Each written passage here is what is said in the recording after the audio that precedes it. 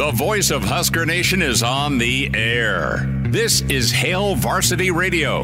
Insight, opinion, expertise, along with the biggest names talking Nebraska sports. Join in with the show at 402-489-1240 or 1-800-825-5865. Now, here are your hosts, Chris Schmidt and Elijah Herbel. Welcome to it. Fridays here. It's Hail Varsity Radio. We're powered by Hurrdat Sports. Chris Schmidt, Elijah Herbel, Connor Clark in as we get you into a football weekend. No Nebraska, that's all right. Plenty of recruiting to hit on the hardwood and, yes, the football field. We'll talk about it. Jacob Padilla coming up from Hail Varsity in about 20 minutes or so as he'll be en route to cover Nebraska Volleyball. So we'll talk with Jacob in hour two. Bill Doleman, the pride of Fairbury, NBC Sports, the professor, get his weekly visit. Excited to talk to Bill. Derek Peterson, Dr. Petey, formerly a Hail Varsity, with Saturdays out west now.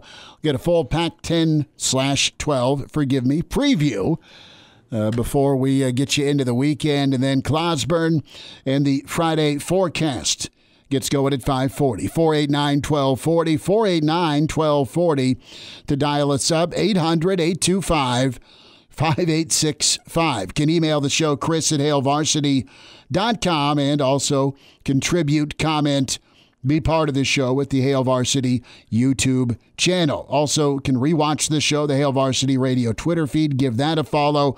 Find Elijah on Twitter. And he's a good follow, really good content, and you're just saying some that. Bits of humor as well at Herbel Essence for Connor Clark at C_Clark_27. I got the humor. He's got the underscores. He's got the underscores, and I just try and them. keep you interested at Schmidt_radio. Fellas, how we feeling going into the weekend? Going to be weird to not be doing something football related with Nebraska. That's okay. I've got the day planned out. No, I am not going to go Frank the Tank tonight with keg stands. I will find something to do. We've got the weekend edition tomorrow morning early, so I'll behave myself. I know you got a football game, Connor, and Elijah, you're going to, be headed to the sports book, or were you talked off the ledge there? Let's make one thing clear here. It was a joke. I in my right mind, would not bet Indiana to cover a 33-point spread. I will say, if I had to err on one side of the two, I would err on the side of Indiana covering that 33-point line. I would not put down my entire paycheck on that. Maybe I'll make a trip over there and throw a little parlay down with Oregon to cover a 3-point line as well, because I like that. We'll get into that in the Friday forecast here in just a bit. But I'm not stupid enough to hedge my next couple of weeks of being able to live on Indiana going and covering 33 against Michigan. Can we talk about something real quick? Yes. Why is that game big noon? Because they have no other options? It's ridiculous. I put my high school game on big noon tomorrow. I would have liked to see Wisconsin-Iowa big noon kickoff, but the rest of America would not agree with me. You can't. Here's what's happening. The folks in L.A. at Fox are like, well, here's the best Big Ten game we have. It's a Big Ten West game, and it will set football back years and years and years. So we can't show America that. It's just so, you can't make Washington gross. and Oregon. You lost that tier battle to ABC. They wanted that game. They got that game. It's funny just watching, the playoffs for baseball, and then all of a sudden the big noon ad comes up out of nowhere, and it's number 2 Michigan and Indiana. No offense to Indiana, but we all know who's going to win that game. No, it's number 2 Michigan. They're playing a football game against somebody. Let's not talk about that. On the road, I believe, too. It's at home. It's at home? Okay, good. I mean, it's just going to be, but the point in reference here, and this will get us into a little bit of fun on Friday. What's the worst bet you ever made? What was it, and what did you have to do to pay up? And I've got a couple in my back pocket. I was a witness to one. I was not the one making the bet, thank God. I'll get there in a minute. But there was going to be a Sopranos-style intervention where Christopher got confronted by Tony and the family about his drug use, and then it turned into a a brawl. Look that up on YouTube, you two youngins, if you're not familiar with The Sopranos or aren't as locked into Soprano lore as I am. But if Elijah was...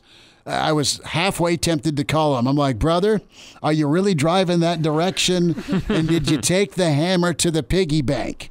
You're going to show up, you're going to put it all down and say, give me the Hoosiers and the 33. I was going to say, we got to talk, man. Give me the Hoosiers or give me death. and the beautiful reference point was you clipping the video of Coach saying, if we die, we die, with Rule that's made the rounds. Well, and it was Nebraska fans are hair on the back of their neck standing up. They love that clip that's out there on social media right before the Northern Illinois game. And you just plaster that 4 seconds of gold up there, and you're saying, I'm all in on the Hoosiers. It's like, look, we talk to enough gambling aficionados around here that there's a way to read between the tea leaves and maybe just some off-air discussion. Who do you like? That's what they do to pay bills. And some folks, there's a skill to it, specifically if you're great at Hold'em, right? And we were going to have a talk. Your money, your life, love you much, but no. Now, your logic is sound where if you're going to, that's a lot of points. And the real key right now is, well, what kind of heart does Jim Harbaugh have in the second half towards Tom Allen? I see it as a game where Michigan can go out there and, even having an off day, not really wanting to play Indiana, they'll probably have a 28-point lead at the half. And you pull your starters and your backups go in and maybe score a touchdown, and then Indiana gets the backdoor cover late. I see this as like a 34-10 football game, which is a convincing win for Michigan by all accounts, but it'd be the backdoor cover from Indiana getting that late touchdown. That's how I see it happening in a game where Michigan's a little disinterested. Vegas is pretty good. I was doing steak and a beer last night on the Broncos-Chiefs game, and I said, I'm like, either the Broncos win or it's a blowout. Guess what? Vegas was right. 10.5 points was just about on the money with the 11-point win. But I tell you what, and I said last night, if I had money to burn, I would go put it on Denver. My reasoning being is Kansas City's offense just hasn't been playing that well. It's not that they can't go off. What? Yeah. Scott has his worst bet of all time. We'll get to that in just a second. Yes, we will. So I was like, okay, I think Denver covers this. And they coulda, shoulda, woulda, but you had 2 bombs from Butker that were the difference. And Russell Wilson had another horrible night. So I'm glad that I was expecting an intervention from you. Had I marched out the door with a G in my hand to go put it on your Denver Broncos. I didn't. I don't bet that often, if ever, really. But the worst bet that I saw someone pay up, and there's so many forgettable stories about grade school, but there's a guy that got into an argument, and it was straight out of the scene from A Christmas Story, where there's a bunch of us gathered around the tetherball pole at Ruth Hill Elementary, and that was fake. That was movie magic. No way will my tongue stick to the pole in sub-zero weather. Oh, no. And it happened. Like the kid said, no, it won't happen. I bet you, you know how 8-year-olds are. And this kid stuck his tongue, and then he tried to get it off, and he ripped his tongue. And we all took off because we're all cowards, and he was sitting there bleeding out by the tetherball there you go. pole. And that was it. As far as other bets go for me, I just, for the life of me, would not do myself justice in the instance of picking right. I mean, in freshman year of college.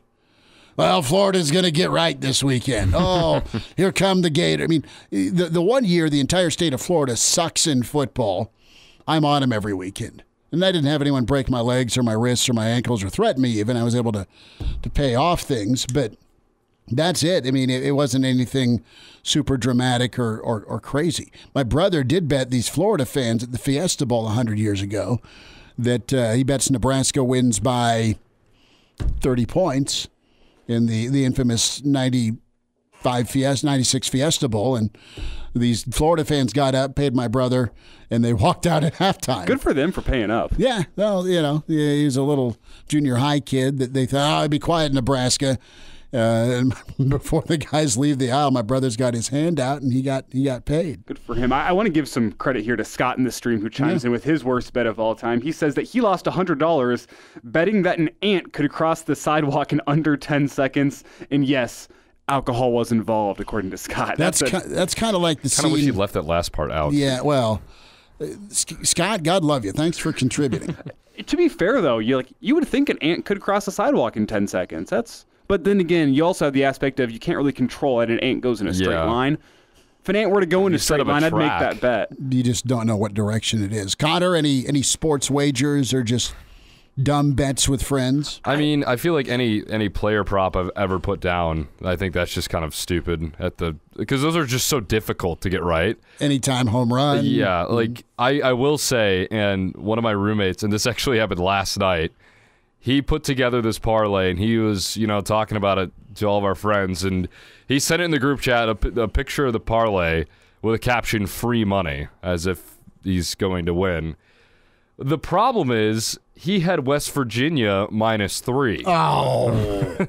And if you watched that game last night or saw it on Twitter, you know what the problem is with that bet and how that game ended. So he's had a couple really bad beats this year. That's one of them. That's horrible. He had the West Virginia-Penn State game, West Virginia covering. Penn State scored a touchdown with like 6 seconds left in that game too. I mean, he's been through the ringer. So he bets way more than I do. Not that he bets like a crazy amount. I just rarely bet. So he's had a couple of bad beats that I've been able to make fun of him about. So I guess those are my bad bet experiences as of late. No tetherball pull and ripped tongue. I can't say that happened. I'm sure that we did something stupid with like recess football though, or those games got legit, especially with snow on the ground. We started tackling when the teachers weren't looking. That never ended well. Yeah, so. Ripped jeans. See, I got a couple of them here. The worst one I ever lost, the worst bad beat, was me and my buddy Jackson. And Jackson, I know, listens to the show occasionally. So Jackson, if you're out there listening, shoot me a text or something if you remember anything differently here. But this was back to sophomore year of high school, AP World History. Every single Friday we'd sit down and we would find one of the games in college football that was closely contested. We wouldn't touch the line. It was just straight money line between me and Jackson. And it was 2014. Let's check the math there. Yeah, 2014, Ole Miss against Auburn. It was a top 10 matchup in Mississippi, I want to say. And Laquan Treadwell was going in for what was going to be the game-winning touchdown, under 2 minutes left. And as he's going in to score, he snaps his leg on the 2-yard line and drops the football before he scores. And Auburn recovers. Oh. And Auburn wins the football game. I was on Ole Miss that game. My bet missed because it was only $10, and we paid each other in quarters every single time as like an FU that we lost. So we'd gather up the quarters, and we'd pay each other in these giant bags of quarters, which was a lot of fun. But that was my worst bad beat of all time. The worst bet, though, I ever made was back in middle school. At recess, we would do half-court bets. And the whole premise of this was two people would agree on a bet, and you'd each take one half-court shot. If somebody hit the shot, then you would fall victim to that bet. And it was my buddy Jackson who, thank him for his service. He recently just got back from deployment in the Pacific Ocean, so I can't be too mad at him now in hindsight, but I was mad at the time because I can't remember what I bet him. I think it was like trying to get a teacher's phone number or something. And then his bet to me was I had a way around some of the internet blocking capabilities at LPS. Being the tech-savvy middle schooler that I was. Look at you. And he bet me that I'd have to look up some things on a school computer that I really shouldn't be looking up on a school computer without... That are not legal to look up? Without going any further than that. And he hit his half-court bet. No. And I got around the school internet blocking capabilities. So you're not a welcher is what you're telling us. Oh, they caught my ass so fast. But you paid your bet. Oh, I paid my bet, and I paid my bet in almost in-school suspension. Thanks to Mr. McDermott for taking pity on me. I had to call my dad and explained to him why I was in trouble, and Mr. McDermott, principal at Irving, he respected that and took mercy on me. It became 90 minutes of detention for 5 days in order to add up to one full school day of detention. That was a brutal week. Yeah. My dad wasn't happy with me. He made me do so much yard work for the next month. He was angry at me. That's a real punishment. I did the detention. That was the worst bet I ever made and the worst bet I ever lost was, and they caught me so fast too. So was it like within the same day? Oh no, yes. Oh, I'm talking. I had a call down to the office within 30 minutes. Oh, was it over the loudspeaker, dude? No. It was they called down to the classroom. It was like send Elijah Herbel to the office, and the teacher Did you turn white getting up from the desk? I knew exactly what it was. And then I get down to the office and they have my entire internet search history printed off. Oh no! With highlighter on certain websites that I shouldn't have been on. And they what is this? I'm like, oh. They were ready. Did you look this. up one or many?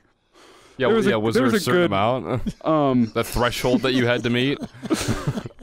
It was more than one. I'm not going to say the exact number because I don't remember off the top of my head. It was more than one, probably somewhere closer to 5 or 6. Wow. Yeah. Not my proudest moment. That's tough. Not my proudest moment, that one right there. Worst bet I ever avoided making, though, was at the bowling alley. I could say who it was that made the bet, but I won't because I haven't gotten permission of him to use this. He bet me, though, the $100 that I couldn't down a pitcher of beer in 30 seconds, and I was wiser than that. I already had a few at that point. I said, no thanks. Not going to be a sloppy night from me. I don't even know if I could do it or not. But that's the worst bet I ever avoided. Meanwhile, Ferris Bueller's secretary in the movie is going, oh, that was a popular scene, Elijah. She looked up. Oh, well done. Well, we'll take some of your worst bets in memory and what'd you do to pay it. Jacob Padilla gets us into some football and recruiting. Also big news from the Big Red basketball world. And now, back to Hail Varsity Radio. Get to more of your worst bets made and paid. Elijah Herbel, Connor Clark, Chris Schmidt, Hail Varsity on a Friday, 489-1240. Jacob Padilla joins us at Jacob Padilla _ where you follow him. Read him with Hail Varsity. Jacob, thanks for giving us a few minutes. Know you're on your way to volleyball. Want to start off, though, with Husker basketball news. Get your reaction and take to Braden Frager, really talented player with Southwest, pulling the trigger with Coach Hoiberg in Nebraska. Yeah, first of all, an explosive athlete. Some of the stuff that he's able to do on a court, I haven't really seen much of at this level covering high school basketball in Nebraska. Kid, big, strong, can really jump out of the gym, goes hard to the basket, and he can shoot. He shot 42% from three during the high school season as a sophomore. Wasn't crazy high volume, but showed that he can knock down shots. So a guy that has kind of Big Ten measurables, which hasn't always been the case for a lot of kids coming out of Nebraska, where you get some good high school players, but don't quite have the size, the athleticism to earn an offer from Nebraska, Creighton, wherever to play in some of these high major conferences. Berger's a little different than a lot of guys that we've seen in recent years, the last couple of years at least. And I think it's a big gift for Nebraska.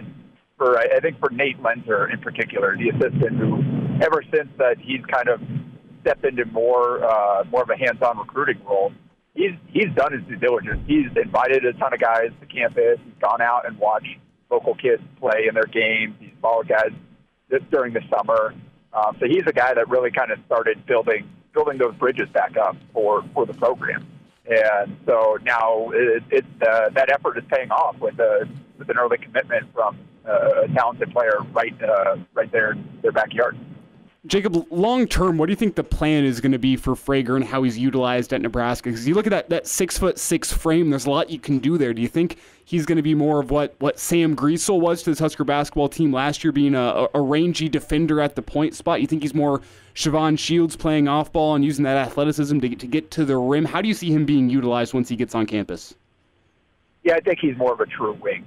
He's still a little raw in terms of skill set and kind of understanding of the game. At this point, it's kind of more talent than refinement in terms of how he gets things done. But he does make things happen. So he's a guy that I think is going to fit well into Nebraska's up-tempo system. where he's really good in the open floor, getting to the basket and finishing. And he can get downhill and kick it out to shooters as well, just with, again, the force he's able to put on the rim. And if he draws help, he can make that kind of kick, that skip pass out to the shooters on the weak side once he collapses the defense. So I think that'll be the role for him, kind of more running the wing, playing off the ball, but a guy that can get to the rim, can flash, and can step out and knock down shots too. Jacob Padilla is with us on Hail Varsity Radio. Jacob, this is kind of the latest installment of a string of local guys either coming back to play for Nebraska or committing to Nebraska. What does that mean for this coaching staff being able to secure that local talent? Even if they didn't start with Nebraska, they're here now. Oh, yeah. I mean, Prager's the first high school scholarship recruit from Lincoln to commit to Nebraska. Well, that actually made it to Nebraska, committed and made it to Nebraska since Jake Muhleisen in 2001. Obviously, Donovan Williams was committed for a bit out of Lincoln North Star, but ended up going to Oklahoma State after the coaching change. So it's been a long time, over 2 decades, since someone from Lincoln has committed to Nebraska out of high school. And the last couple of years we saw with Sam Briesel, and then this year with Josiah Alec, they've been able to bring some hometown kids back into the program as transfers to kind of help this program really ingratiate itself with the fan base to kind of set that culture that Hoiberg's been trying to instill the last couple of years here, ever since he kind of made some changes in how he's been operating. So I think it's just continuing with that. Just like I said, it's good to see for a guy like Lenzer that's put in the work, seeing it rewarded here with a talented player. And I mean, you want to keep as many in-state kids home as possible, and it's even better when that kid is from your city and has grown up going to your games, watching your games, has seen guys like Sam Briesel come into the program and succeed. So, yeah, I think it's a good spot for Prager, and it's a good get for Nebraska as well. Jacob, let's talk a little bit about Nebraska as the season's around the corner. What's your outlook for the Big Red this year? You look at the pieces, you hear the excitement in Fred's voice, and you just know that they're a different Nebraska from a depth standpoint and also some returning firepower. Yeah, I think it's a more well-rounded team than we've seen thus far under Hoiberg. I think they're a little bit more skilled than they were last year in terms of they've got some shooting, some ball handling, things like that. Obviously, they've got a little bit more size. We'll have to see kind of plays Kata status and how that plays out going into the season. But they've been praising Matar Joe, the freshman, for what he brings as well. So that's another option they've got in the front court. They've got experience. That's a huge thing in college basketball, as we all know. They've got a lot of fourth and fifth-year seniors and guys that have played in the program for multiple years. No, do we have you? All right, how do they match up with other teams in the Big Ten that are also well-rounded and they've got good players and are bringing some important pieces back, too. So, that's ultimately kind of the question. I think they're going to be a quality team this year. It's just how do they compare? How do they stack up to the competition? I think they'll do well enough in the non-conference to feel good heading into the Big Ten, and then it'll just depend on, all right, which of these other Big Ten teams can they knock off? And that's kind of the ultimate question. All right, what's the ultimate talent level compared to the Big Ten teams? In terms of putting together a roster, I think they've done a good job with that. Jacob, we led off this show by talking bad bets. Would it be a bad bet to put down a futures bet on this Husker basketball squad to make the NCAA tournament? It does feel like Fred needs to make some progress this season, at least in my opinion. Is it a bad bet to get Nebraska in the NCAA tournament, or is there some value there in your mind? Well, I mean, I haven't seen what the actual odds are. I don't know that, that's where I would bet. I mean, I'm sure that's kind of their internal expectations. That's the goal that you always want to set. Anytime you go into the season, you're telling your kids, hey, we think we can get here. Where they were last year, too, making the tournament, that's still quite a bit of a jump. I mean, any kind of postseason at all. Even an NIT berth, a better than 500 record, that would show progress. That would show that, hey, they're continuing to move forward from where they were a couple of years ago to where they were last year to where they are this year. Like I said, to make that jump from not just a postseason team but to an NCAA tournament team, that's going to take knocking off some of these top half teams in the Big Ten. So that's kind of where the kind of how it lays out there. Like, I think they'll be good enough to be in the mix for a postseason berth at the end, which would be a good sign. And if you feel like, hey, these guys, I think they're going to overperform what the expectations are nationally and in terms of what the betting market says, then I mean, it's not the worst bet in the world. Like, I don't know that you're throwing away money, but like I probably wouldn't pick them to make the tournament this year just because the Big Ten's so tough. But I do think they'll be a postseason. I will also stick with the betting theme, and this is going to be more so of a Big Ten outlook question for you, Jacob. Are you personally going to bet on the favorites, Purdue and Michigan State, or are you putting your bet on the field to win the Big Ten in the regular season?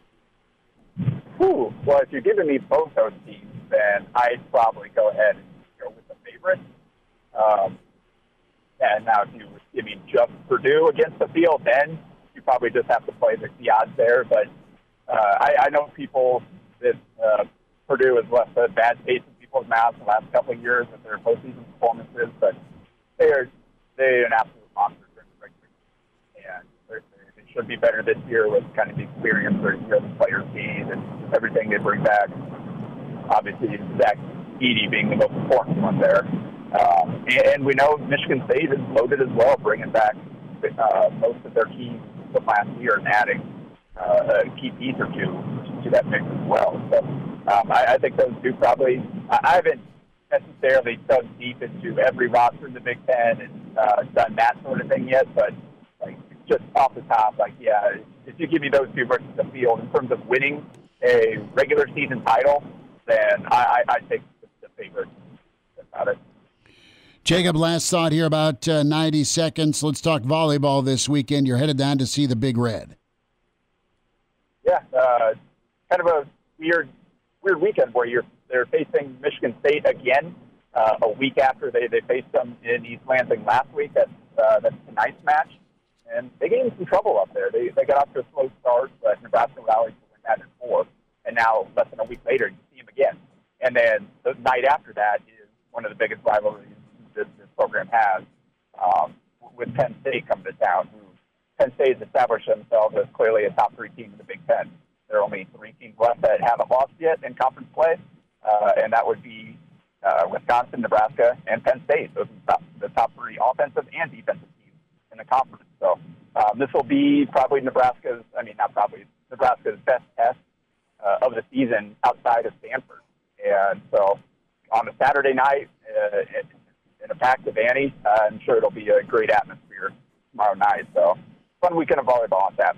Jacob, do you like the timing with this matchup with Penn State coming 1 week before the game that everyone in the state's looking forward to, with Wisconsin coming to town? That's the one that could have some national eyes watching that one as well, 1 versus 2. Does this Penn State game come at a right time to you to get geared up for that, or do you worry about a possible letdown spot for this Husker volleyball team? Yeah, no, I don't think this program is looking ahead to that Wisconsin match at all, knowing just the respect they have for Penn State and kind of the way this Penn State team is made, where they added basically 2 of the best players in the conference from other Big Ten teams, with Mac Pedraza at setter and Jeff Maruzik at outside hitter from Michigan. So it's a team that I think has Nebraska's full attention. Don't need to worry about them looking ahead, I would imagine, because they know this is the next step. Like we've seen, to win a conference title, they're going to have to go through all the top teams, and Penn State is very firmly right there in their way for that. Jacob Padilla with us from Hale Varsity at Jacob Padilla _ where you follow him. He'll have all the volleyball you need.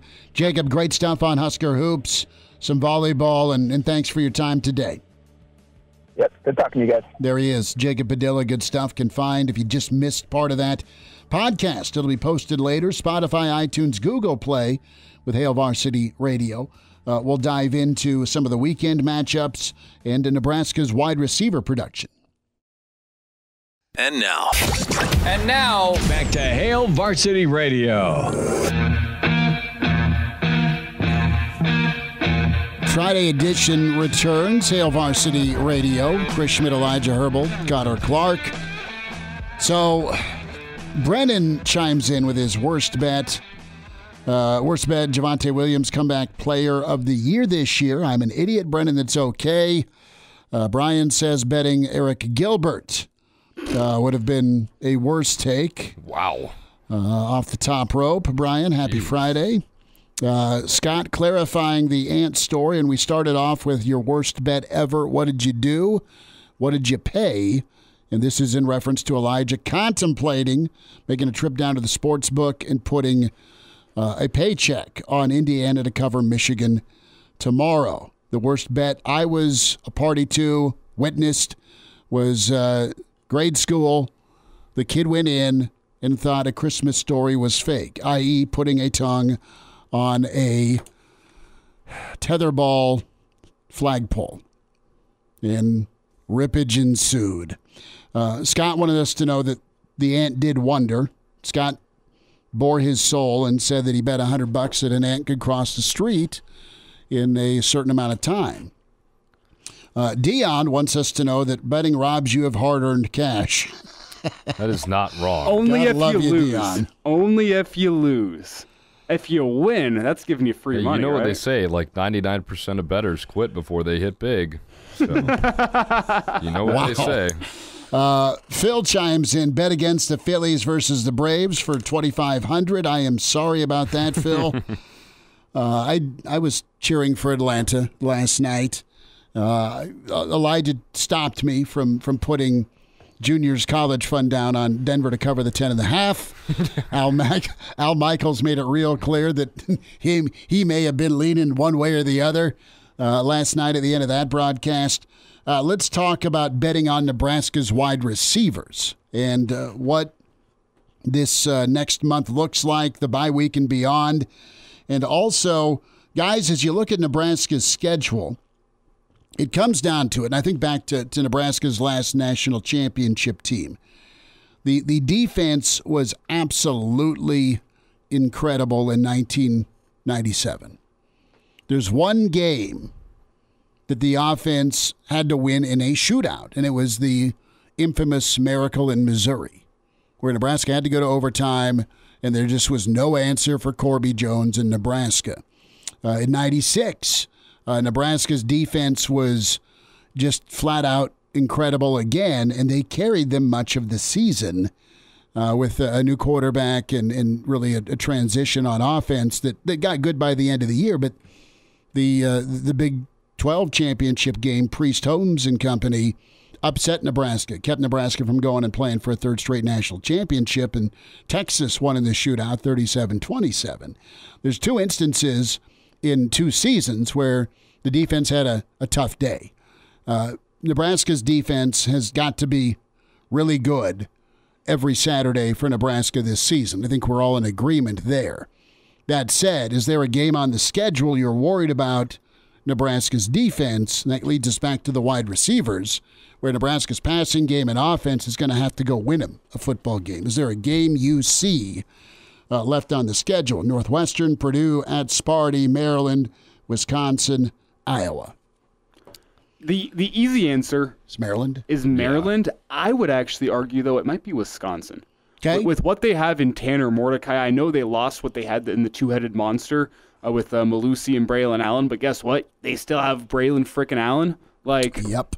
That's a nasty piece of your offense to have, and they've been doing an interesting job trying to get him the ball in space, where it's been less run him up the middle, let him get absolutely killed and worn on as the year goes on.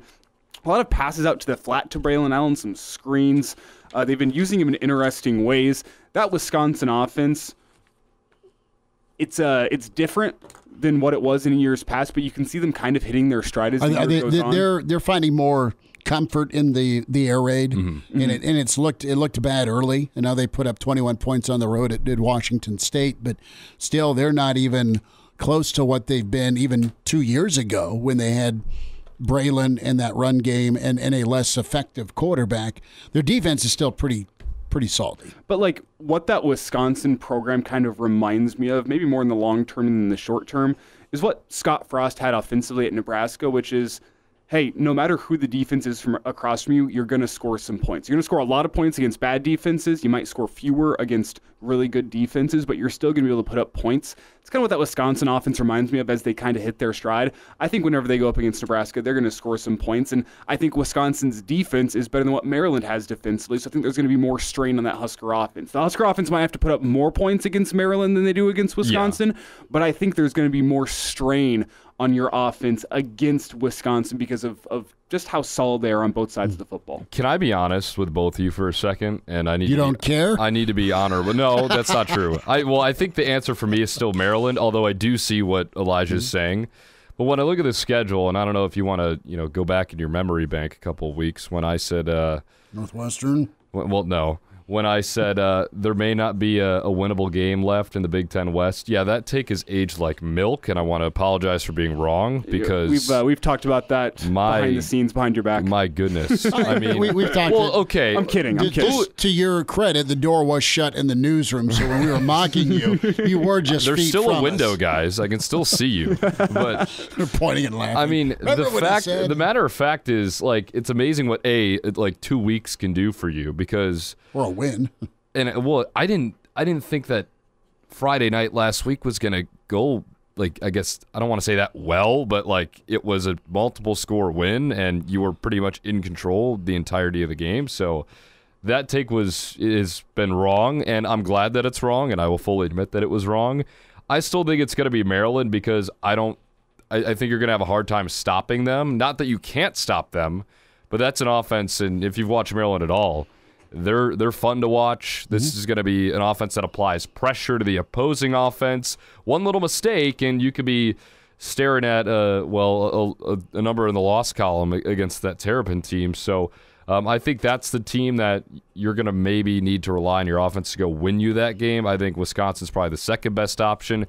Any other game, though, is probably going to be a slugfest. Well, I mean, thus far, it's been 3 games and Nebraska's won. Their defense has done the heavy lifting. Their defense has won the game. The question that we're kind of discussing here in a roundabout way is, can Nebraska's defense alone get them to 6? The next 3, yes.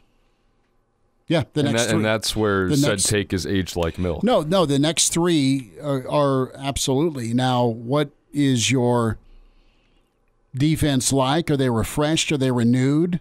Do you keep getting multiple snaps from multiple guys and have minimal drop-off? Do you get a guy like Singleton and Reimer back? That'll be huge. Do you continue to get to the quarterback even if you have to blitz and not get beat by the blitz? No, I'm on Maryland here, but I don't disagree with Wisconsin being a situation. How much can you give up? And we're fast forwarding past these 3 games that are also losable for Nebraska football if the turnover bug bites. Yeah. So you look at Maryland, and how perfect does your defense have to be? I don't think Maryland's defense is great, but I mean that doesn't have to be perfect. Counters against just what's Nebraska's offense going to be, and it's going to come down to what type of balance can you get and who steps forward catching the football. We'll continue this discussion. We'll talk with Bill Doleman, get his thoughts. Hour 2 on the way. It's Hail Varsity, and we're powered by your friends at Hurrdat Sports. Hail Varsity Radio is live. Now, back to Schmitty. Schmitty's a great guy, but he don't have a brain. And Elijah. You want me to speak? When I point at you, yeah. On Hail Varsity Radio. Winding down Hour 1, Hail Varsity on a Friday. Chris Schmidt, Elijah Herbel, Connor Clark. Find us on Twitter at Schmidt_radio, at Herbal Essence, at C_Clark_27. Reminder to get buckled up. 1 of every 3 fatal crashes in Nebraska involves an alcohol-impaired driver. Why take chances? If you drink, don't drive. A message from the Nebraska Department of Highway Safety Office. Vic may have the winner. Vic in Denver. The Worst Bet, the weekend show starting on time tomorrow. 7:30 tomorrow morning, Vic, bright and early. Bet on 7:30? That's what we said last week, isn't it? I think we said 7:45. I think we moved it up right at the end and said just to prove the haters wrong, we'll be ready. This is exactly why Vic is absolutely correct. So you guys don't even know. No, here's what's going to happen. We'll say 7:30 tomorrow morning. Now the bet is it's a parlay here. All three of us get in, and do we launch at 7:30? Hail Varsity YouTube channel. Do we launch at 7:30? Right at 7:30 with all three of us.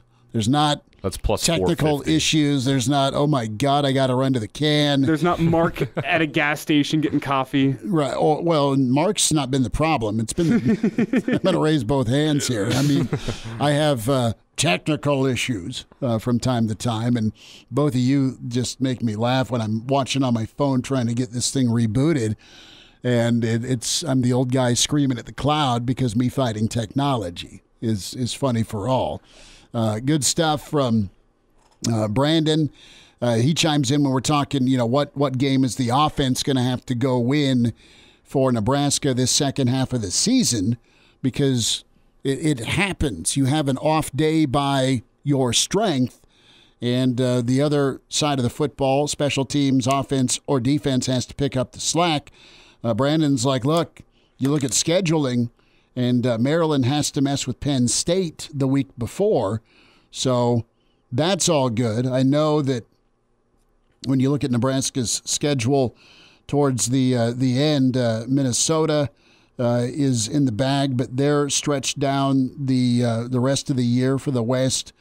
They could play spoiler unless they come up off the mat. I know Purdue has to play Ohio State before they come to Lincoln. So that is never a bad thing when a couple of heavyweights are going to tool away at the team you're playing the week before. So, does Maryland get Penn State at home? I don't remember. Can somebody fact check? Let's look it up. I would also like to add another thing that could benefit Nebraska in that game is potential November weather in Nebraska. Sure. Wind would be really cool that snow Saturday. It is Penn State at Maryland. Okay. Followed up by Maryland at Nebraska, and then Michigan at Maryland. So imagine an unbeaten... Really? They get both of them at home? Yeah. Wow. Well, they already went on the road to Ohio State That's and true. lost by 20. Mm-hmm. So, and they were in it in the first half. Man, it's so crazy how much worse the Big Ten East is to play in the Big Ten West right now. Oh, my goodness. Maryland would win the Big Ten West most likely right now. This season. And then they're probably going to go 0-3 against Penn State, Michigan, and Ohio State. They're going to be they're going to be 10-3 and no sniff of anything except... I mean, they're not even going to get a consideration for, I'm saying, with a bowl win. But you're forgetting that they have to go on the road and play Nebraska. 9-4. Sure. It's a bye week. I'm going to say that now. Don't pull this tape back up in 3 weeks. We're going to help Connor out with that take that aged like milk here in a little bit. Hour 2 coming up. It's Bill Doleman next. He's the pride of Fairbury, an average Joe. Bill Doleman, the professor. I had a 6 ACT in 1967. One time I got an A and my grandma beat me for cheating. Now with Hail Varsity Radio. Back in, it's Hour 2. It's Hail Varsity, powered by Hurrdat Sports. Chris Schmidt, Elijah Herbel, Connor Clark. Give us a find on Twitter, the Hail Varsity Radio Twitter feed at HVarsity Radio. Follow that, watch the show there. Hail Varsity YouTube is where you can watch the show. So what is that? Is that Bill? Turn off your speaker. Billy Doleman. This is wonderful. Oh, wait. I got this for you. I got it. Elijah's fixing it. Okay. It should be fixed. Okay. And it is. This has been a rough minute of just production value. That's all right. At least it's early, right? And you got us now? Well, he's not going to be able to hear us now, I don't think. No earbuds? Oh, maybe. Bill, you can turn your speaker on. I worked some magic. Say something. Blink twice. Can you hear me? Is this thing on? We've got you. That's glorious. I love it. A lot to get into with Bill Doleman. So we were talking worst bets. What was the bet and what did you pay? And Steve off the top rope on Twitter. His take is the bet that Chris Schmidt abstains from an adult beverage for 24 hours. He knows my Friday habits well. And his take was this: Nebraska needing to have the offense step up against Iowa to beat them. Bill, we'll get there in a moment. What game is the offense going to have to win in these next 6 for Nebraska? Not just stay out of the way, but I'm sure there were some glorious bets that went on growing up in the greater metro area of Fairbury, Nebraska. Is there a bet, a wager, college that you had to pay piper on? Maybe it was an exorbitant sum, or you had to race down Main Street with your shirt off, whatever the case may be. All their bets were about hot dogs. Okay. And how many you could eat? That was an elbow. Wow.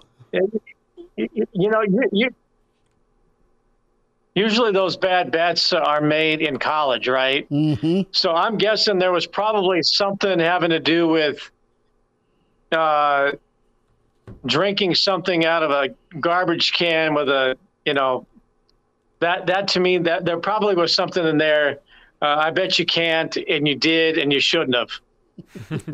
I think that was, and that was a whole life ago too. But I think there was probably some type of bet about drinking something, some concoction that had who knows what in it. And I'm not the only one that would have those kinds of flashbacks.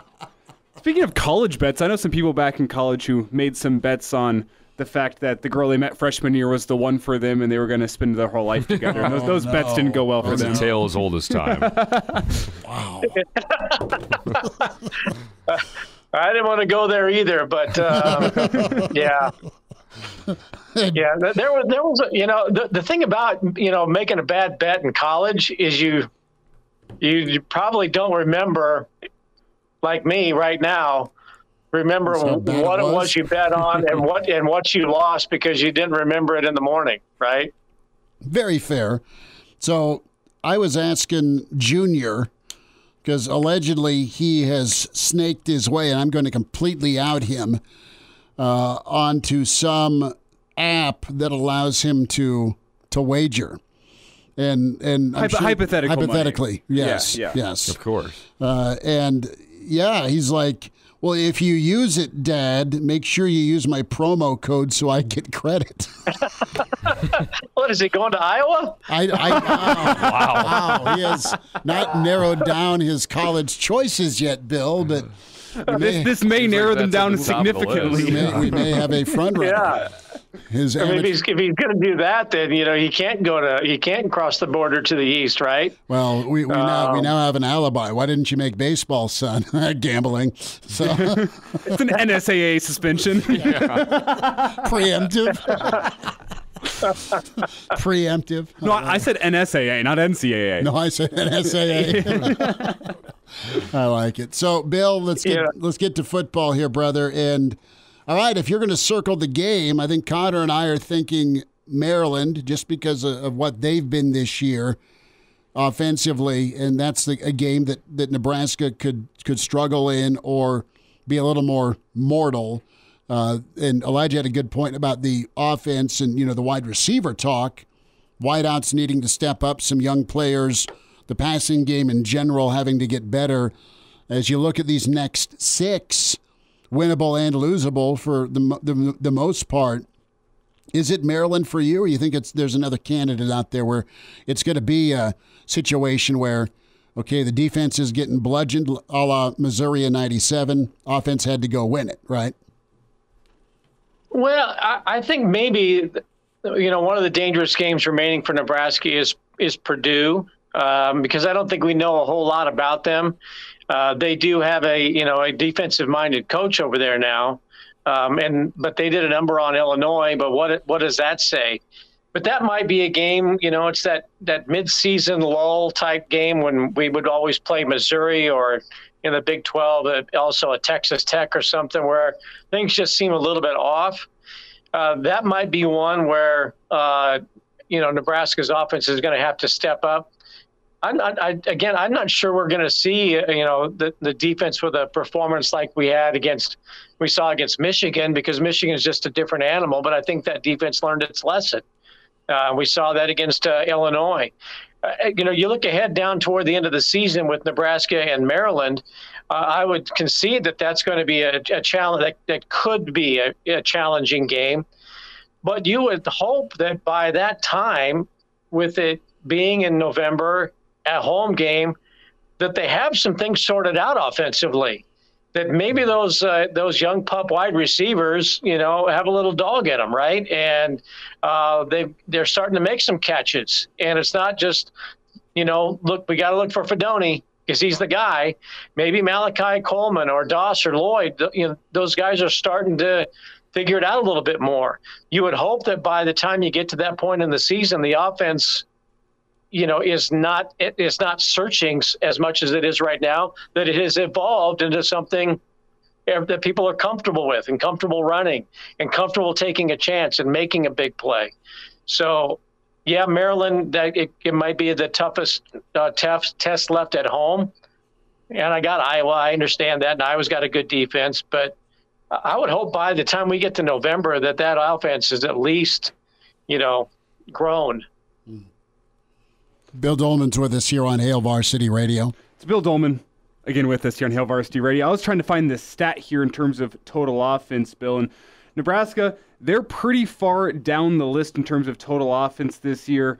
Let's pull it up here. It's somewhere in the 90s for the Huskers. I wish I had that off the top of my head, but I don't. But what do you think a reasonable finish to the year would be for this Husker football team? Because they're currently averaging 342 yards per game of total offense, and that is good for 19 points per game from the offense. That is what the offense is doing right now. Iowa's offense is averaging more points than Nebraska. And if you're just looking specifically in terms of points per game, Nebraska is near the bottom of the pack. They're just below Illinois and just above Bowling Green. So that's where Nebraska's at in terms of points per game. What would be a healthy total of points per game if you throw out the first 6 games? Just in the final 6 games, what does Nebraska's offense need to put up a game for this team to be successful and go bowling?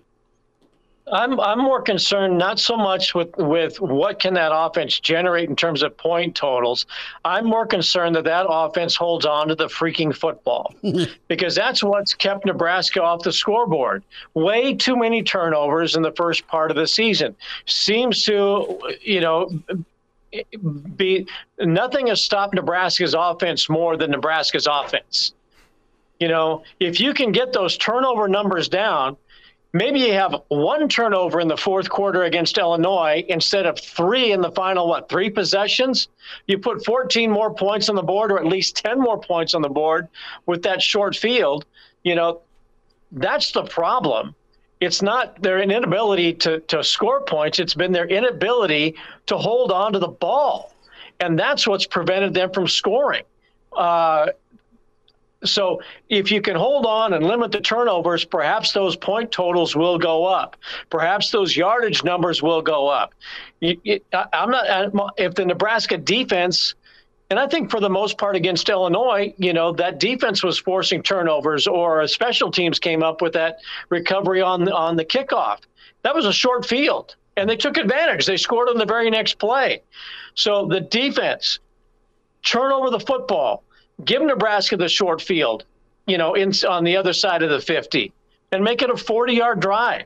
Okay, I don't care how many yards they get, as long as it results in 7 or 3. But hold on to the ball. That's the problem for Nebraska's offense right now. And that stops drives, and you can't get any rhythm. You can't get, maybe work somebody else into the passing game besides Fedoni. You've got Marcus Washington, the most reliable receiver they've had for the most part on the wide outside. He's gone now. But if you limit the turnovers, the yards and the points will come. That's what I'm most concerned with this football team. And the end of the Illinois game was scary.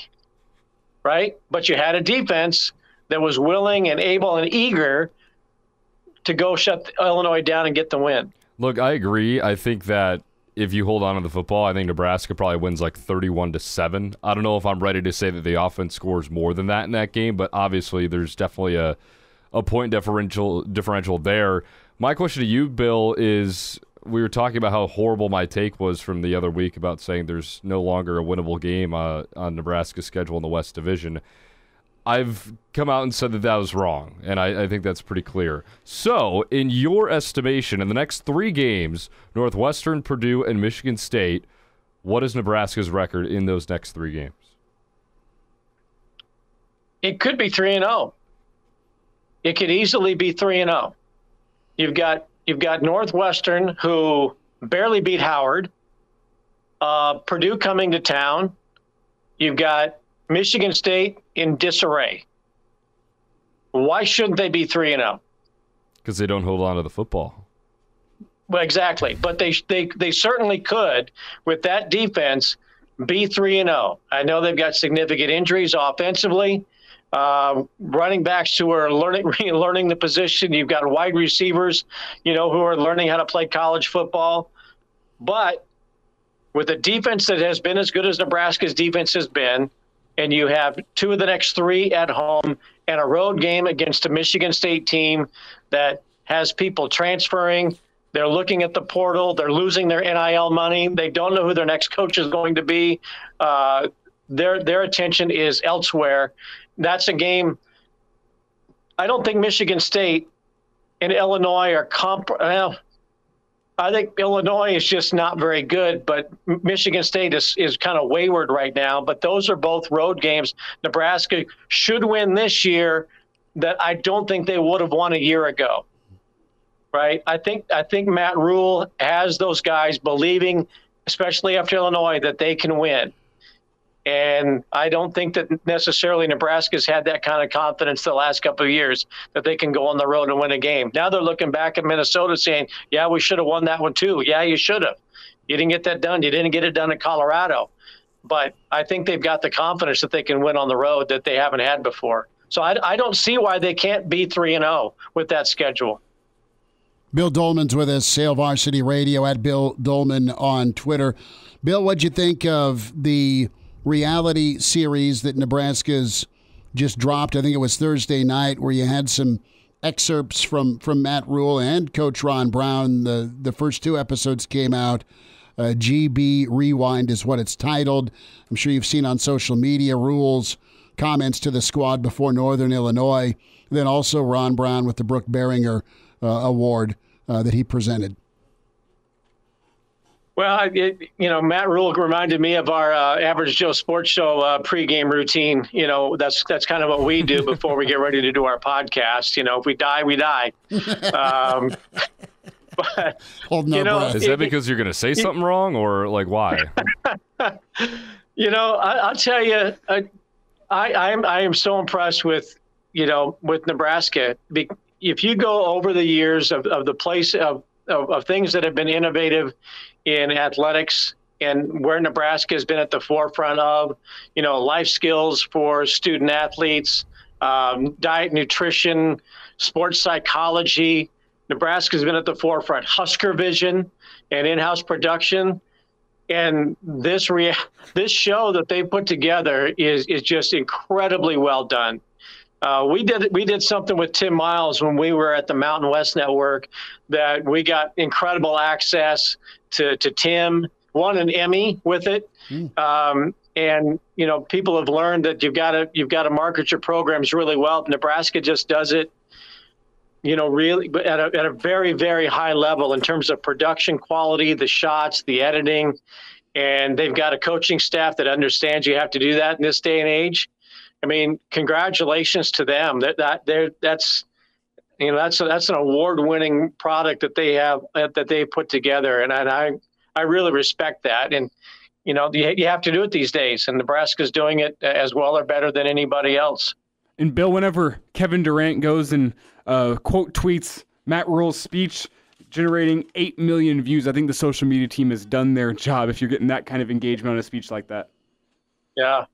I mean, good on him. And I was thinking, though, when I heard Matt Rule say, give his speech and just get more amped up and more amped up and more amped up, and they were comparing it to Herb Brooks. I was thinking back to one of, I think before we played Florida in the Fiesta Bowl in 1996, I think Coach Osborne got before his team and read a passage from the Bible from Timothy.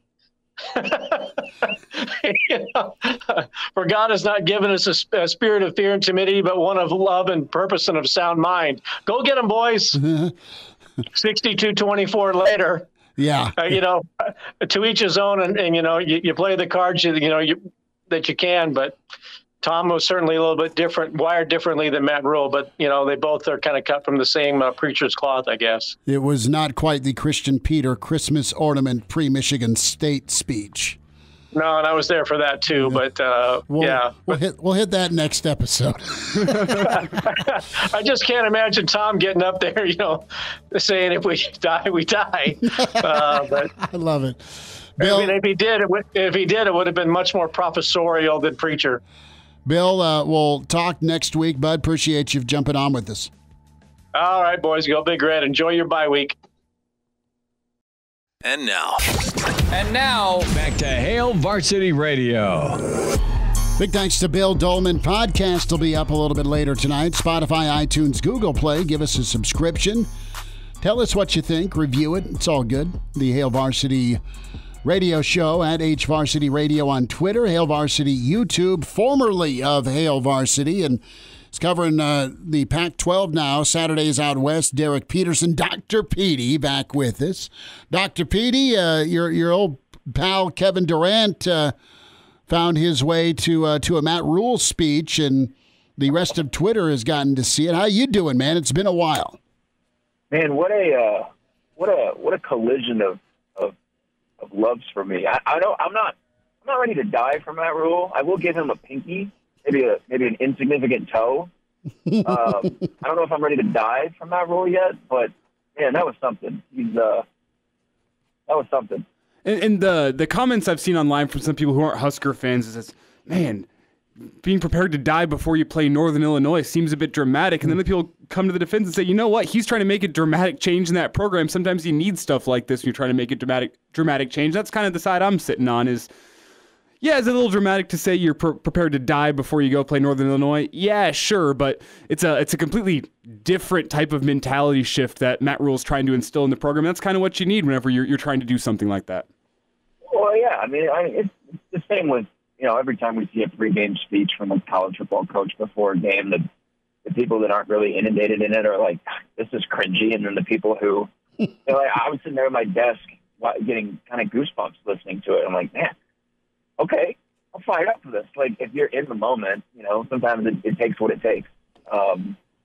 He's great. Like, I just kind of nod my head in agreement every time I listen to him talk. Well, and, things have flipped around. At least Nebraska's at 3-3. Tell us about your experience checking in on the Pac-12, the drama, the last hurrah, but what a season so far it's been for the league, not only with quarterbacks, but all the ranked squads, and a big one tomorrow in Seattle. Man, it's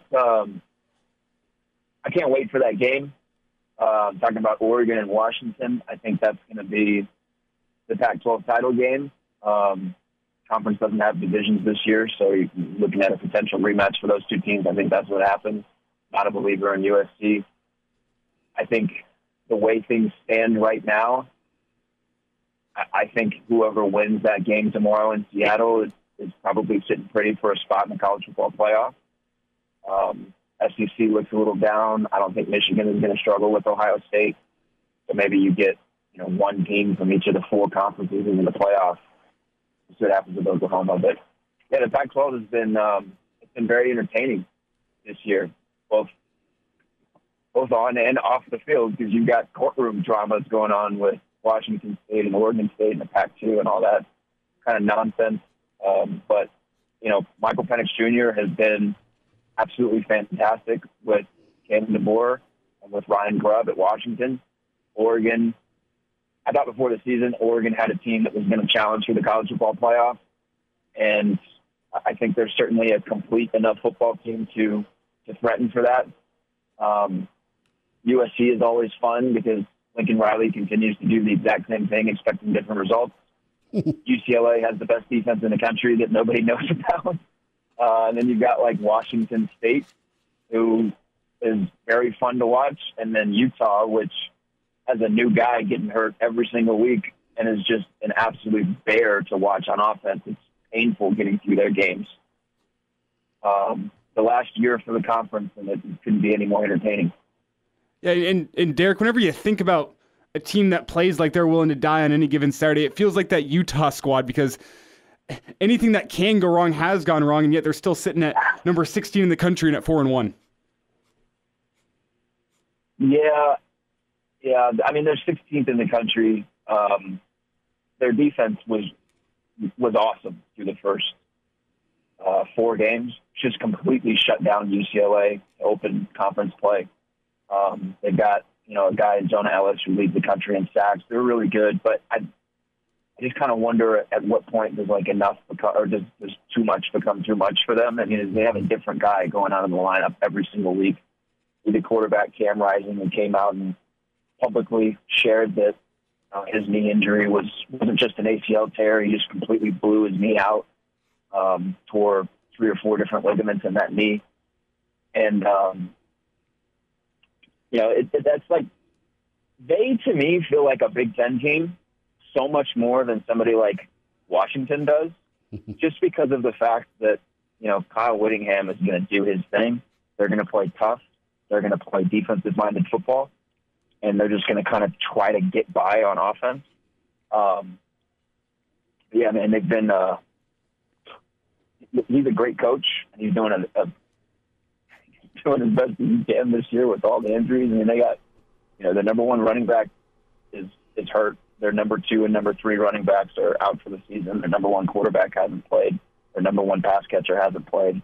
Their top defensive end hasn't played. And then they're just losing guys left and right when they kick the games off. So it's impressive what Whittingham is doing with them. Derek Peterson is with us on Hail Varsity Radio. I want to go to another team in the Pac-12 that I've really enjoyed watching this year, in Washington State. I know they lost last week to UCLA, which was kind of surprising to me, but as somebody who isn't watching the Pac-12 as religiously as the Big Ten, maybe not surprising to others. But what have you made of the Cougars so far this year? Yeah, I mean, offensively, this is what I expected from Cam Ward a year ago. It took him a year to really make the transition mentally from where he was at Incarnate Word, playing at the FCS level, to playing at the Pac-12 level, playing at the FBS, Power 5 level, whatever you want to call it. When he got pressured last year, and he got pressured a lot, they had one of the poorest offensive lines in the country, he made mistakes. He threw interceptions, and he forced balls. And the biggest change with him this year is what moved them into, they're a top 15 team going into UCLA. He had Heisman buzz. I think he's going to continue to have Heisman buzz. He'll probably take someone down at home. He's just making better decisions with the football. He's still getting pressured. I mean, UCLA got after him a ton a week ago, but again, they've done that to everybody. I said they've got the number 1 defense in the country. He's playing really smart football. And I think the moves that they've made offensively around him to bring in some receiver talent, get him some help. He's being protected a little better. They're a team that is definitely capable of beating anyone on any given Saturday in the Pac-12, and that's kind of what's going to happen this year. I mean, they beat Oregon State at home to open Pac-12 play. They lose to UCLA on the road. Oregon State beats Utah. It's just going to kind of be a murderer's row when you have to go on the road in the conference this year. And I think Washington State is going to get someone, because I think they are a legit top 15 team because of the combination of quarterback, and their defense has been getting better, and they're able to get after you a little bit once they get a lead. What's Lanning brought to Oregon? Well, number 1, he's brought we're going to recruit, the SEC guys. I mean, that certainly helps. Their number 1 cornerback is a former Alabama guy. One of their top receivers is a former Alabama guy. Jordan Birch came to them from South Carolina. Somebody in an athletic story from Antonio Morales, I believe it was published this morning, an anonymous Pac-12 staffer said they are looking like and recruiting like an SEC team, and I I would agree with that. I mean, they've been the best recruiting team in the Pac-12 for 5 years now, for a long time now. And so they're, the quality of depth that they have on that roster is just going to be a little bit different from the rest of the league. But I think what Lanning has brought is an SEC mentality just sort of across the board. They are a much more complete football team this year. They are a much more focused football team this year. I think they're going to win on Saturday. And I think that they, if you ask me, they're my pick to make the college football playoff out of the Pac-12 group right now. I just think there's a focus to this team this year that they didn't necessarily have last year. There's a defensive identity that they didn't necessarily have last year. And I think, I think Lanning's time at Alabama with Nick Saban, Lanning's time at Georgia with Kirby Smart. I mean, you don't coach under those guys and take nothing away from them. I think they're going to be they're going to be a really tough team for schools whenever they get to the Pac-12 or when they get to the Big Ten, excuse me. I think it's going to take USC some time. I think it's probably going to take Washington some time. I feel like Oregon could probably just slot right in, and there's going to be some transitional stuff happening there, but I think they're going to be able to come right in and just, hold their own right away because of the talent that they have on that roster from years of recruiting, and then because of the mentality that Lanning brings to that group of just, we're going to focus on us, we're going to get better every single day, and we're just going to beat the crap out of other people. Derek, you talk about that transition to the Big Ten. Let's quickly go to USC and Lincoln Riley. We have about 90 seconds left here. What is USC's transition to the Big Ten going to look like? Do you see Lincoln Riley changing who he is just a little bit? And then, as a side note, what do you make of their matchup with Notre Dame this weekend? Well, he hasn't changed who he is to this point in his career. So, I mean, I don't know what has to happen for him to do it now, right? Like he held media this week and sort of said that he thinks media members had a preconceived notion of the defense this year, and the second adversity hit, they said, this is why you should have made a change. Well, yeah, because everybody knew what the defense was going to be heading into this year. They're not physical enough. They're not, they're not fundamentally sound. They're not in the places that they're supposed to be. They're certainly not playing Big Ten defense. They're not playing championship level defense right now. And instead of, talking about the ways that they need to get better or, making a change this past offseason because all of us saw that was what was needed, he ran it back and said that he trusted Alex Grinch and said that, now we can show improvement and we can do this. And Lincoln Riley said that he knows better. And, cost them a playoff game at Oklahoma. He didn't make the playoff last year. They didn't win a bowl game last year. They didn't win the conference title last year. I don't know if they get to the conference title game this year. And he's going to have arguably one of the, 5 or 10 greatest players in the history of college football playing for him, Caleb Williams. The dude's amazing, and I think he's kind of going to be wasted. I think they beat Notre Dame this weekend because Notre Dame looks tired.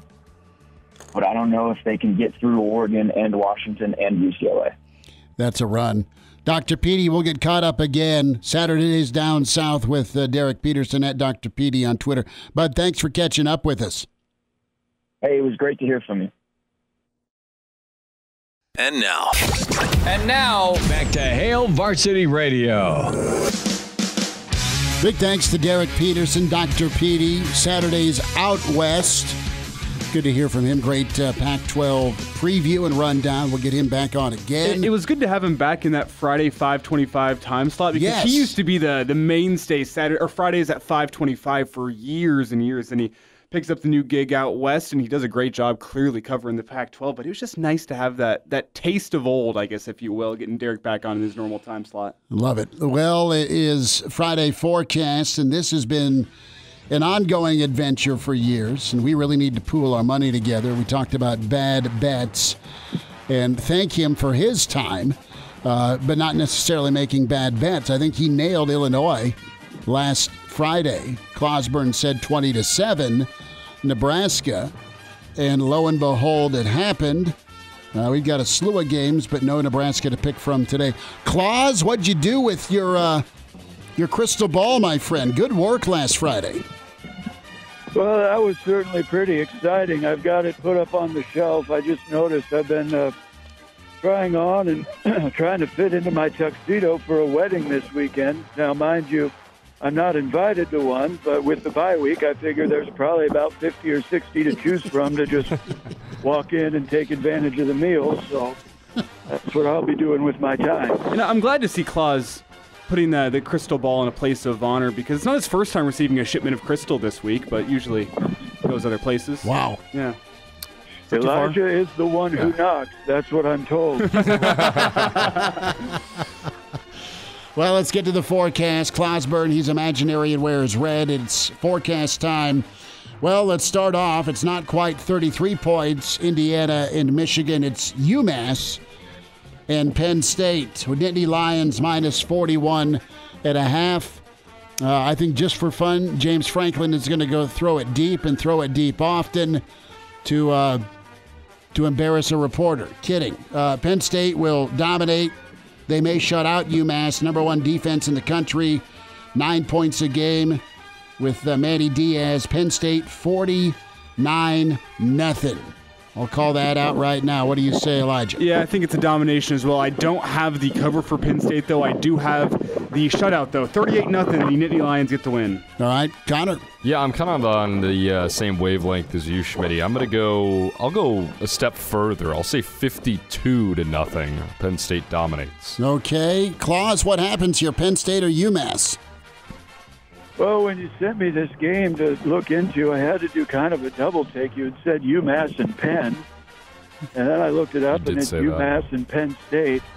And I thought, boy, it's kind of late in the year for a weird non-conference game, but I suppose I'll leave it to Penn State to take advantage of someone smaller and weaker well past the time when you'd think it'd be appropriate. So I'll take Penn State in this one, 45, and UMass 3.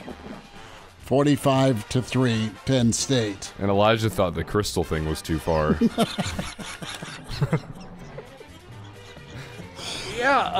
Happy Friday. Moving on. How about them Bears? Oregon at Washington. Huskies -3. I was leaning Washington. Listening to Dr. Petey made me sway back to Oregon. I think Lanning and that Oregon physicality is the difference. I think you're going to get some points. Oregon outright 31-28. Elijah. Oregon outright 38-34. I was leaning Oregon. Dr. Petey solidified it for me. I think the physicality does it for Oregon. Love Dan Lanning. 38-34 the Ducks. What do you say, Connor? As much as I liked watching Oregon earlier this year against Colorado, I'm going to give the edge to Washington at home. I think they end up winning. It's going to be a close game. I don't even know if they cover. I'm going to go with a field goal game. 37-34 Huskies win it at home. Okay. Claus, what happens here, Ducks or Huskies? Well, first of all, if you thought that last one was bad, just wait till we move this show to the Howard Stern channel. Second of all, I was under the impression that I wasn't going to have to care about Oregon or Washington until next season. So I really don't know a whole lot about either of these teams other than Oregon took care of old prime time. So I'll give them the benefit of the doubt, 35, and Washington 28. A&M at Tennessee. Tennessee looking for a little bounce back. That one loss to Florida really shook them up. A&M had a shot, couldn't close it against Bama at Psychoville, where Finkel's the mayor. Tennessee's -3 at home. I like Tennessee by a touchdown, 31-24. Give me the Vols. Give me Rocky Top. I think A&M is a good football team, but they just keep on shooting themselves in the foot. Where have we seen this story before? I think Texas A&M is going to give Tennessee all they can handle, but Tennessee pulls it out late, 28-27. A cover for A&M, but a win for Tennessee. Connor. I think Tennessee ends up winning. It's probably going to be a close game throughout, and then Tennessee gets a late score. I'll go 31-21 Vols. Okay. Claus, what do you like here, Rocky Top or Gig 'em? Well, I think Jimbo Fisher, if he's able to make it in Knoxville in time, he's been working that governor pretty hard to get all these reprieves.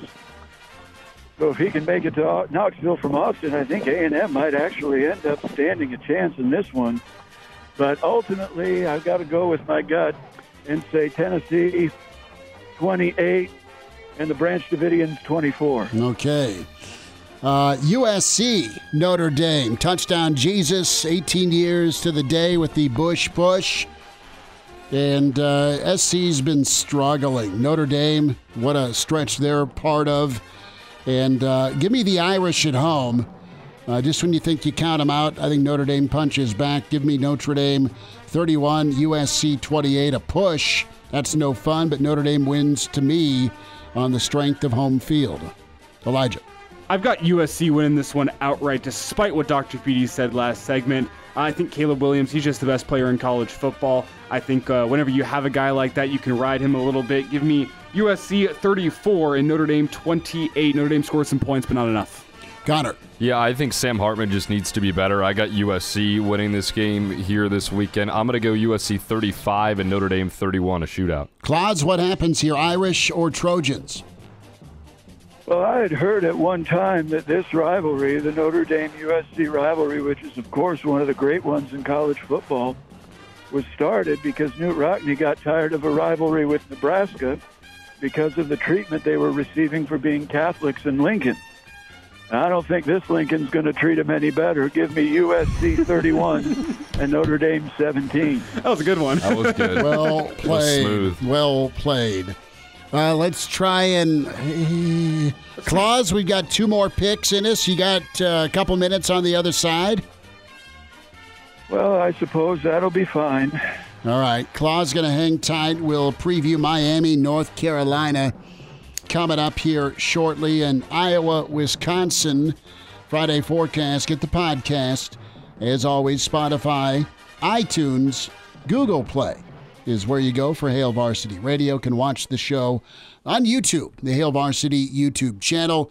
Give the show a follow as well at HVarsity Radio, and can find Elijah Herbel at Herbal Essence on Twitter. Connor Clark, C_Clark_27. Chris Schmidt at Schmidt_radio.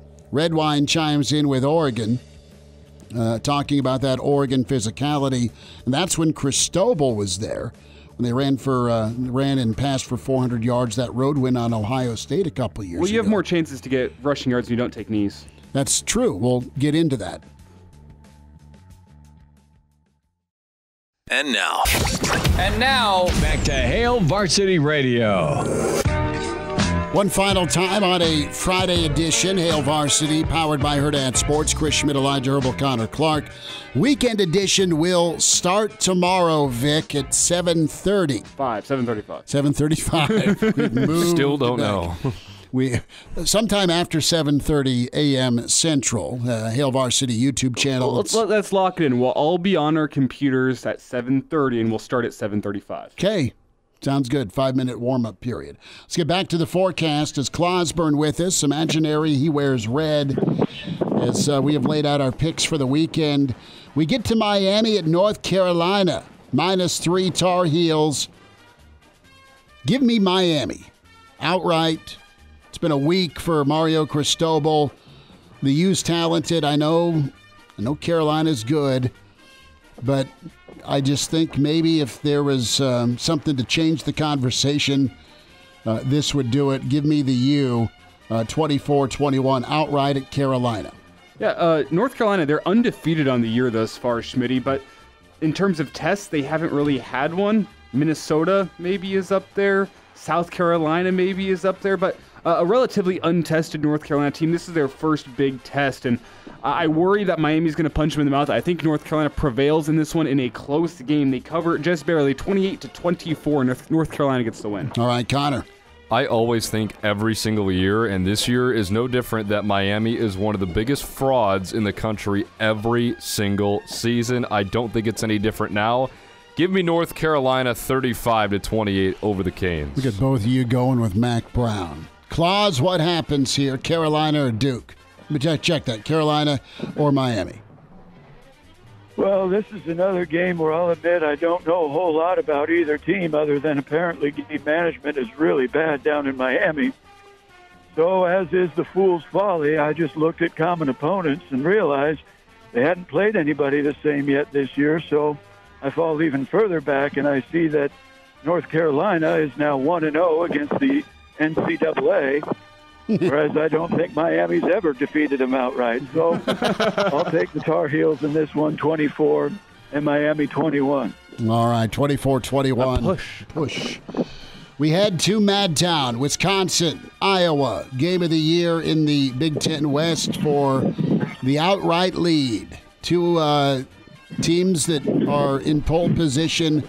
Give me Wisconsin. Give me Wisconsin because, well, their offense has a heartbeat, a running game, despite a transition, and the defense good enough for Wisconsin to get the win 17-10 over Iowa. So no cover. No cover. It's at 9 right now. Outright win for Wisconsin, but no cover. Hawks cover on the road. I just think Iowa's offense is not good enough to do much in this one. Wisconsin's defense isn't what they used to be, but I think they have a little bit more offense this year, enough to score some points on Iowa. I have Wisconsin winning this game by a final score of 24-13, a win-in cover for the Badgers. All right, Connor? Yeah, this is going to be ugly. I think the Badgers are going to win by a touchdown. I'll go 21-14 Whiskey. Claus, what happens?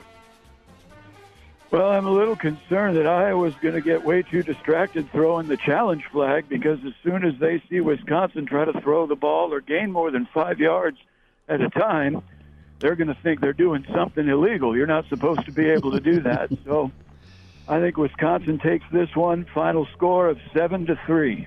7-3. I love it. You might not be wrong. I love it. Claus, enjoy your weekend. Thanks for joining us today. Okay. There he goes, Clauseborne off into the night. Tomorrow morning, 7:35, weekend edition. Hail Varsity YouTube channel. Have a great night. Thanks.